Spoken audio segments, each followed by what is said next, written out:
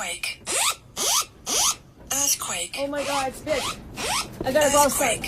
ये बहन को तो इसकी आईफोन ने बचा लिया, पर आपको मैं बचाऊंगा, इसलिए अभी ये फोन में सेटिंग ऑन कर लो। ये बहन के पास तो आईफोन था, पर ये फंक्शन एंड्रॉइड में भी है। चलो मैं दिखाता हूँ। आपके पास जिस भी ब्रांड का फोन होगा उसके सेटिंग्स में आ जाएंगे, फिर नीचे सेफ्टी एंड इमरजेंसी वाले ऑप्शन में आ जाएंगे, फिर नीचे जाएंगे तो आपको अर्थक्वेक अलर्ट का ऑप्शन दिखेगा, उसको ऑन कर लेना है और उसका लोकेशन ऑप्शन भी ऑन कर लेना। ऐसा करने से आपके एरिया में अर्थक्वेक आने वाली रहेगी तो आपका फोन आपको पहले ही इन्फॉर्म कर देगा। सेफ्टी पर्पस के लिए बहुत ही यूजफुल चीज है, ऑन कर लेना। और ऐसे कंटेंट के लिए मुझे फॉलो करें।